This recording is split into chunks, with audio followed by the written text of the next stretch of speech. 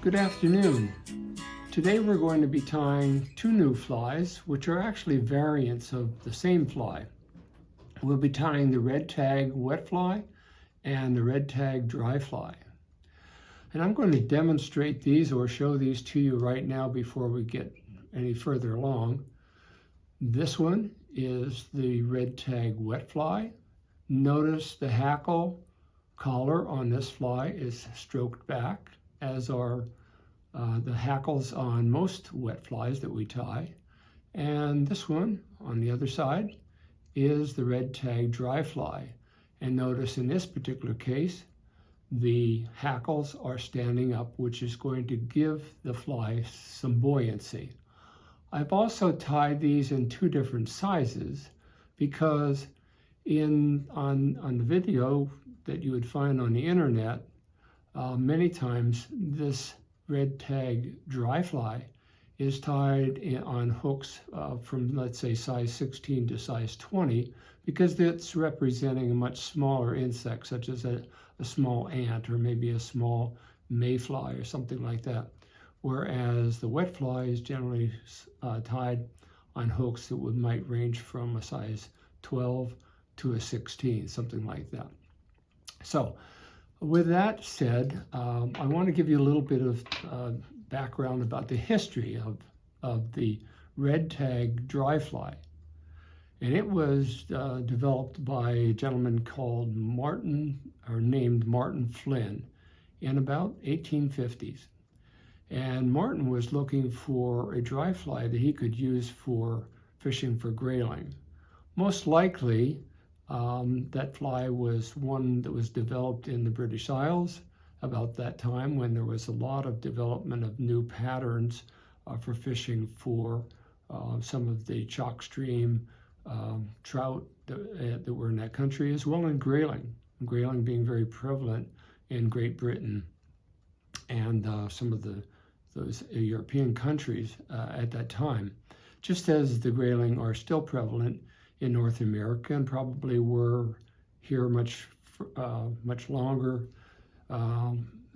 ago at that time, because the grayling actually, in the evolutionary series of evolution of fish, a grayling preceded the trout and some of the salmon species by probably a couple of thousands of years, but I'm not going to go into that any further, except to say that I have had the opportunity to fish for grayling in Montana as well as up in Alaska.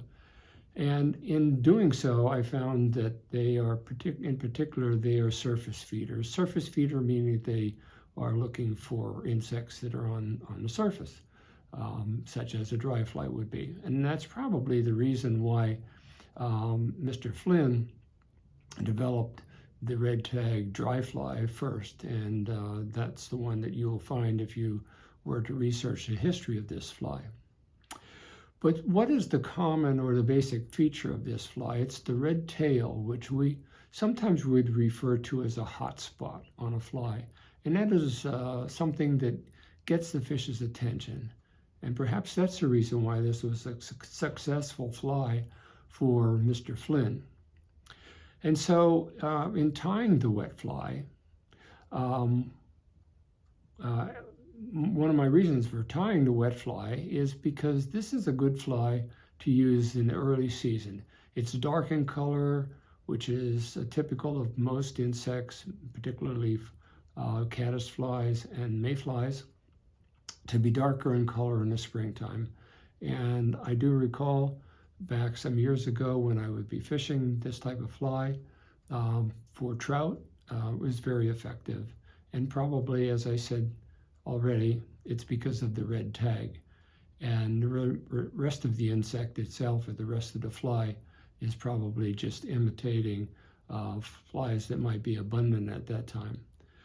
On the other hand, the dry fly variant probably imitates something smaller, like either a smaller mayfly or an ant, something like that, or a beetle. So one of the reasons I chose this fly is that it's not only going to be useful for trout early in the season, but also it's going to be useful for smallmouth bass, panfish, and even trout somewhat later in the season, but of course fished in a slightly different size and in a different manner. So my other reasons, 2 reasons for choosing this fly for our beginners class is that, first of all, it's relatively easy to tie. There's not too many steps in the procedure of tying this fly that are not found in some of the previous patterns. But it also, I chose it because it's very easy to, on one hand, tie the wet fly variant, and then simply replacing the saddle hackle, which is normally, or the hen hackle that's normally used for a wet fly collar. We just substitute some neck hackle, which is much stiffer and is going to give some buoyancy to that fly. So those are the primary reasons that I've chosen this pattern. And so I'm hoping that you enjoy this and that you learn a little bit about how to develop additional patterns that are based on one simple construction. The first fly that we are going to tie is going to be the red tag wet fly. And so what I have done is I've placed into my vise a 9671 size 12 wet fly hook, and a pinch down the barb, of course, before I got started. So the next thing we'll be doing is wrapping the thread, starting just beyond the eye of the hook and wrapping back to the bend of the hook.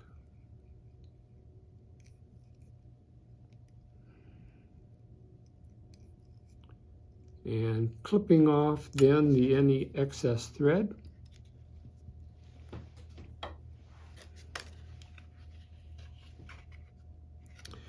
Now, the next thing I'm going to apply is going to be some of this red yarn. In this particular case, what I'm going to be using is it's sort of a polyurethane type of material, red yarn, and I want this to be approximately 1/2 of the length of the thread, the shank of the hook. So I'm going to place that on top, and with the end of it extending just beyond the bend of the hook, and begin to make a few thread wraps that should hold this in place. And I think that's pretty good. I'll probably cut off just a little bit of this at this point, and begin to wrap the thread forward over the shank of the hook until it's about halfway up the shank of the hook, and clip off this extra, setting that aside, which I might use a little bit later for the second fly. Next thing I will do is tie in a section of copper wire, or I'm sure it could be gold wire also. And this is medium in terms of its size, its diameters. It would be categorized as medium. So what I want to do is lay this on the far side of the hook and secure it with my thread and wrap back again to the bend of the hook, stopping just above where the barb is. Then I've taken 3 pieces of peacock herl, pretty much sized them to length. And the first thing I want to do is cut off the butts of these, because it doesn't have any of the small appendages sticking out or small feather fibers sticking out. So I'm going to clip that off so that they're all 3 of the same length.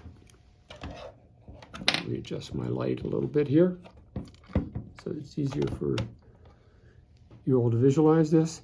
I'm laying now these 3 fibers along the far side, I'm sorry, the near side of the hook. I brought my thread forward before doing that. Again, trim these 3 segments of the peacock curl and begin to wrap those in. Wrap my tying thread back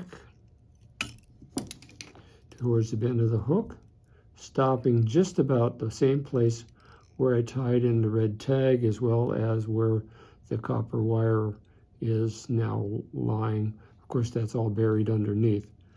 I'm going to bring my wrapping thread forward and stopping just about maybe 1.5 eye lengths behind the hook eye.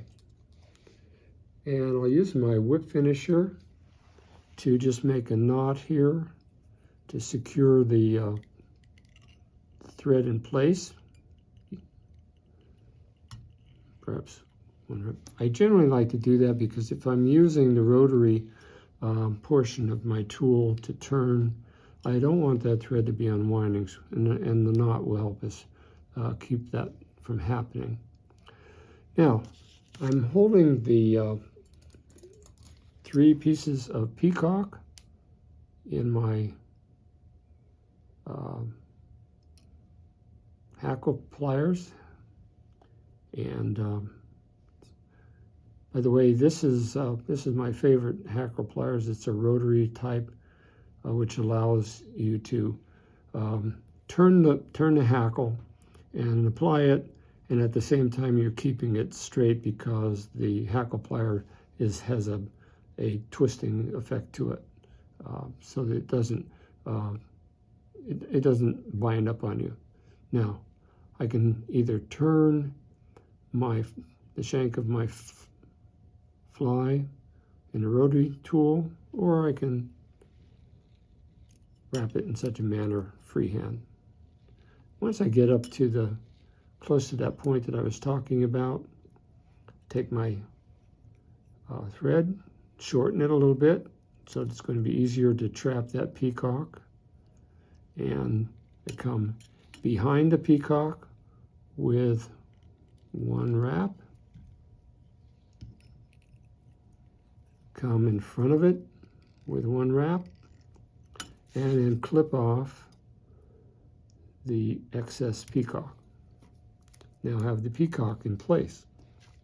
Right. The next thing I want to do is counter wrap. Counter wrap means going the opposite direction with any material such as wire, which provides then some stability to the body of the fly, as well as providing a segmentation and a little bit of perhaps traction, because it is a gold, silver, or sort of brass kind of color. So at this point, I can begin to make wraps, and what I will do is again make a 1/2 inch or using my whip finisher or 1/2 inch tool, I can just put a knot there to secure my thread again and get it out of the way, putting it over my bobbin holder. Now I can twist this, I can wrap this copper wire, or whether we use gold, copper, or silver, the process is still the same, which provides that segmentation, and as I just mentioned, holds that material in place. That is the peacock curl. Okay, taking my thread off of the bobbin holder, moving that to the side, and then making 1, 2, 3 wraps behind the copper wire, 1, 2 in front, and then we can either cut it off with wire snippers, which I sometimes prefer to do if it is a little bit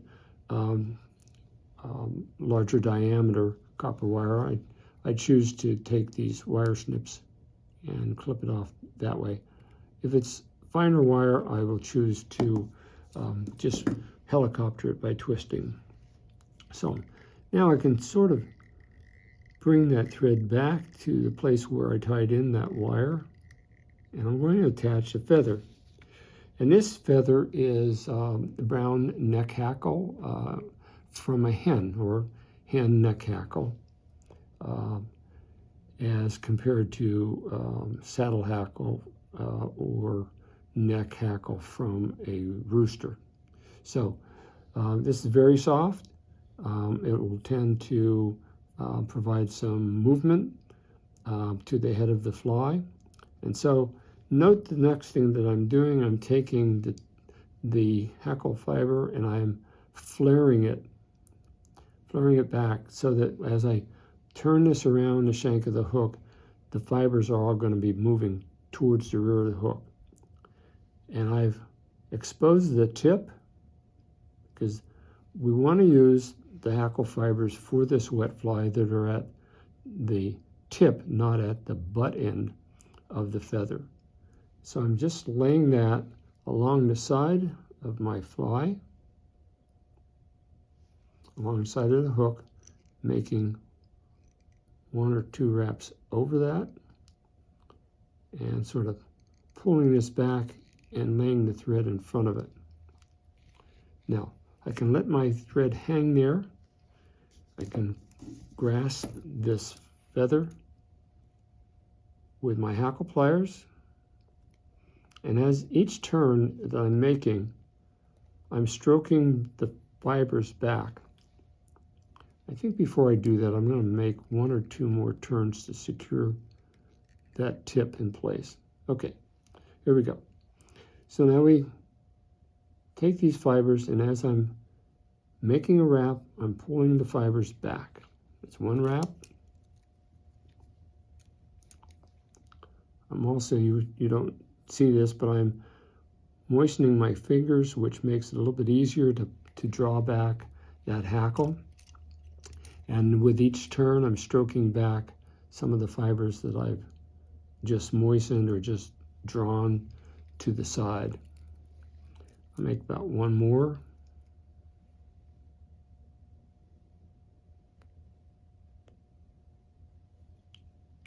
So in this particular case, I have made 3 turns of hackle. And then I'm going to trap those fibers with my thread by coming behind the main stem of the feather, wrapping that with two turns, and then 1 in front, and then taking my scissors and gently going in there to clip off that stem. Now, as you probably and hopefully can see, the hackle fibers are slanted back, and the only thing that I have left to do is to clip off this particular piece that was the tip of the feather. But before doing that, I'm still going to make a few more wraps to secure that back. And I clip off this extra piece was the tip of the feather, and trim the head just a little bit with a few snips of my scissors. And now I can draw this all back with my left hand and begin to make wraps to build up a nice cone sort of shaped head, which is also helping these feather fibers to flow towards the rear of the fly. 1 or 2 more turns, and then we're ready for a whip finisher. A few turns with the whip finisher, and we have completed the red tag wet fly. I'll just snip off my thread. At this point, if you wish to put a little bit of head cement on, you can do so, which I'm going to do just to illustrate that it only takes a drop, and you always should be careful not to get any of the cement in the eye of the hook. Okay, one drop, and that'll take care of it. And while that's drying, I'll just clip off a few fibers that I'm not particularly interested in having there. Okay, so there we have it. The red tag wet fly. So now we're going to proceed to tie the red tag dry fly. And what I've chosen is a 94840 dry fly hook, and I've chosen that in a size 14. Again, this fly can be tied up to size 20, which is going to probably simulate a very small ant or some other small gnat-like creature, again floating on the surface of the water. I also will note that I am now using 70 denier or 8/0 thread. So I'm going to start that thread much the same way that I started the thread before on the hook, just behind the eye, wrapping towards the back, towards the bend of the hook, till I've laid down a layer of black thread, which is just about ending where the hook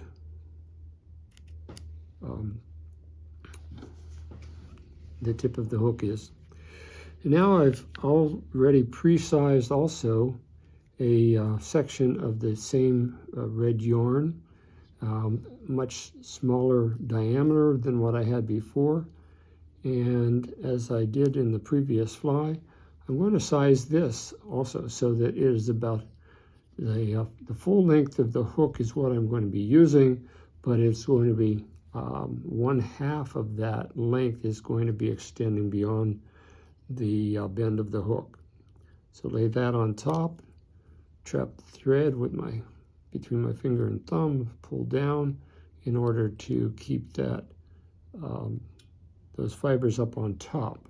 And that's a standard technique that I use anytime I want to tie something on, so that it is on the top of the hook. In other words, laying directly on top, is I will use the pinch method. In other words, bringing the thread up between your finger and your thumb, pulling it down so that there's downward pressure, and that way it's holding the material exactly right on top. A few more wraps, and then wrapping forward. I'm going to clip this off to the length that I want it, and then wrap over those tips with several additional wraps of thread. And as we did in the previous fly, in the wet fly, I'm going to take a piece of copper wire. In this particular case, what I'm using is ultra wire, and this is in a small size. I lay this on the far side of the hook as I did with the wet fly, catch the tip of that with my thread, wrapping it back,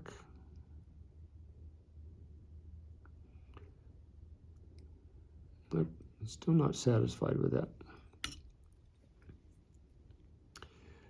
So I lay this on the far side of the hook. A few wraps, there we go. And then bring that back along the far side. That makes it easier when we're doing a counter wrap for that wire to be starting on the opposite side of the hook. Okay, with that in place, then I will move my thread all the way back to a point just about maybe 2 hook eyes behind the eye of the hook, trimming off the edge of the butts of those 3 fibers and holding it on my side of the hook. Catch that and wrap it back.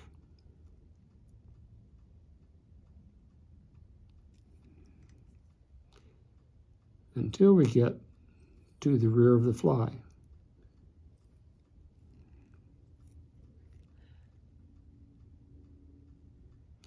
Now the next thing that I will be doing, the next step, is going to be a little bit of a departure from what we did with the wet fly. And that is, now that I've secured the tail in place, the copper wire in place, and the 3 strands of peacock curl, I'm going to be bringing my thread back forward, stopping just about where the wing of this fly is going to be placed. And that's going to be, maybe a quarter of the distance back to the bend of the hook from the eye. I've already chosen a section of saddle hackle, and if you're not already familiar with, with neck hackle. Neck hackle is much stiffer. It's generally graded so that the higher the grade, the more fibers, and the finer the fibers are on a particular neck. In this particular case, this is sort of a deep brown, a reddish brown, and that is typical of the color that's used for this fly. So I pre-selected a hackle that would fit with a size 14 hook. Now in this case, because we want to use the stiffest part of the hackle, and I'll refer back to the wet fly where we use the tip, which would be the softest part of the hackle. In this case, we want to use the stiff part because that's what's going to provide buoyancy. But I don't need some of this fuzzy material down here. So first of all, I'm going to snip off some of that. And then the next thing I'll do, and I hope that you can see this in the camera, is I'm going to cut off a few of the fibers that's parallel to the shank, and that gives us a point in which we can lock this feather in. And the way I'm going to tie this in is the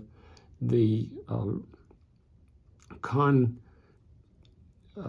side, or the rounded side of the fly, is going to be pointing forward, and I'm tying it in on my side of the hook. And what I'm going to do is make a wrap over and behind, and then in front and behind, to lock this in an upright position on the shank of the hook. Now I want to expose a little bit more of the fibers, and I'll explain why as I go on, which is going to help keep this feather tightly in place.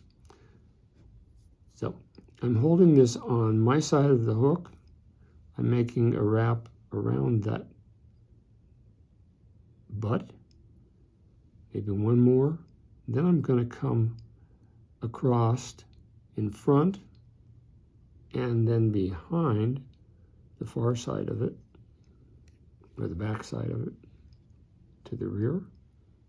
And that's sort of creating an X type of wrap there.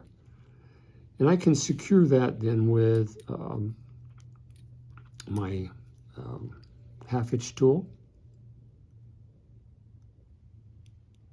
So now I have that hackle fiber tightly in place, and it'll be ready for turning when I do that. But I commonly, if I'm tying a dry fly, I refer to breaking the back, and what I'm talking about is breaking the stem that makes it a lot easier to wrap on the hook. So I'm going to do that right now, and you'll see why in a few minutes. So I've kind of broken that back so that it's going to be easier for me to wrap. So, and I'll probably make one more wrap with my thread right there. Okay. Now, as we did with the previous fly, I'm going to grasp these 3 pieces of peacock with my hackle pliers, and I'm going to begin to wrap that around the shank of the hook and behind this hackle feather that I just put there. Coming up the shank of the hook, each successive turn moving a little bit more forward.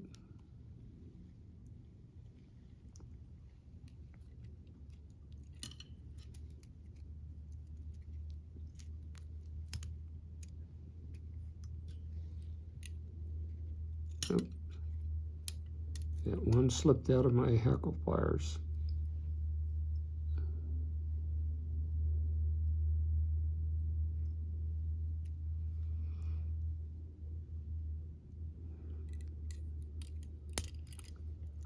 Notice that with each turn, I'm getting closer and closer to that hackle feather.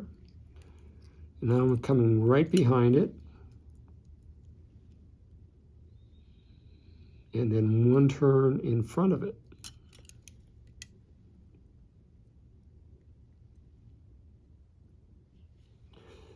So in comparison with the wet fly, I'm bringing the peacock all the way to the eye instead of stopping behind the wing. And I'm going to make a wrap behind that peacock. Maybe one more. And then I can advance my thread back again in front and clip off this excess. Notice that what I'm using is a cutting off above the shank of the hook technique. That way I don't ever have to worry about clipping my thread. I'm just going to do a little trim here, this little fiber there.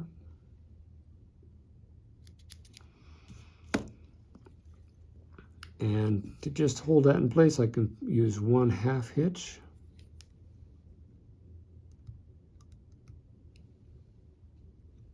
All right. Now I can pull this thread out of the way, as I've done in the past, because I want to wrap next the copper wire around the shank of the hook. So, again, I'm pulling that feather out of the way and making one turn.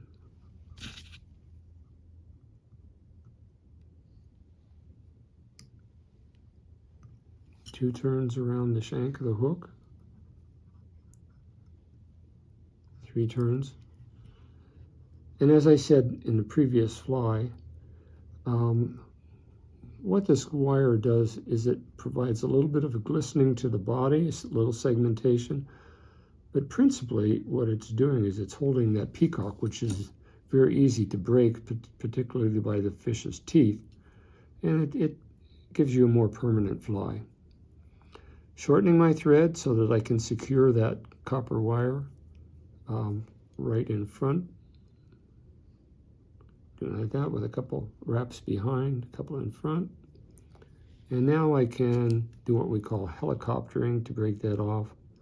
And that is taking in my pliers, making several twists like this, and ultimately it will break.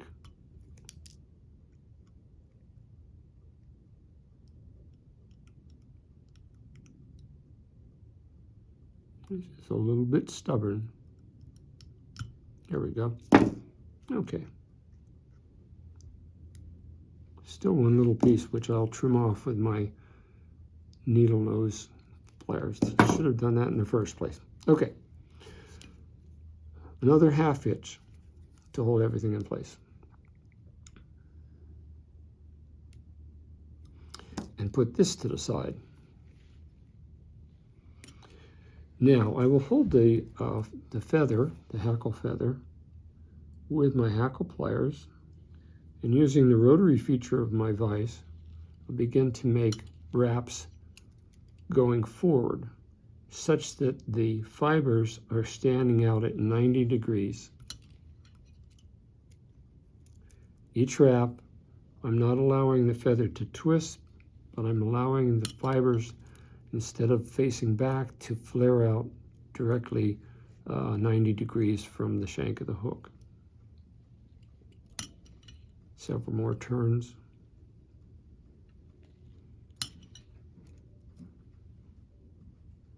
Going forward. And then trapping that hackle with several wraps of thread behind, first of all behind the hackle feather. And then I'll pull some of this back, make a couple more there.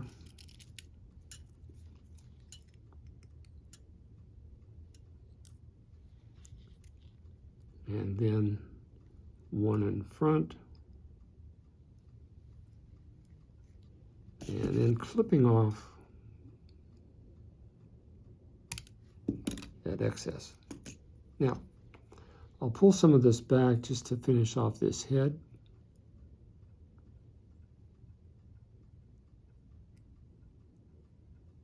But note that the hackle in this particular case is now standing up 90 degrees to the shank of the hook, as compared with our original wet fly variant, in which the hackle fibers are facing back. Notice also that these fibers are much stiffer and they stand up straight rather than being stroked back. Okay, I can then either use my half-hitch tool or whip finisher, and I noticed that I have just a little bit of that butt sticking out there, which I would like to trim off.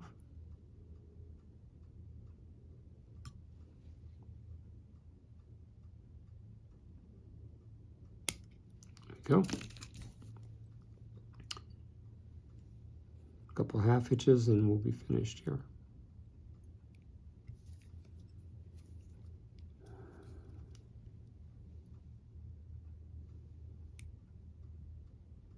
There we go. And again, if you choose to, you can put a small drop of head cement on. In this particular case, if I'm using a very small hook, and this of course is at least a 14, but let's suppose you were using something smaller, you don't want to put too much adhesive on there. So a little drop on your bodkin is about all you need. Just apply there. And that'll help hold it in place. But before I finish, what I'd like to point out is that if I'm fishing either one of these flies, as I mentioned very early in this video, I particularly would like to be using these when at that time of the year when most insects are darker in color. And if you're not already aware of that, one of the reasons is that the darker the fly in the wintertime, the easier it is for it to absorb heat from the sun, and that helps stimulate the growth or the hatching of the fly. Whereas in the middle of summer, you generally have insects that are lighter in color because, just like we do, they like to wear lighter clothing, or in their case, they like to be a lighter color because then it keeps their bodies from getting too warm. So just keep that in note as you're selecting the flies when you're fishing. But I hope that you've enjoyed the tying today, and that you'll get a chance to tie both of these variants of the red tag dry fly and red tag wet fly for use in your fishing this spring and into the summer. Tight lines to you all.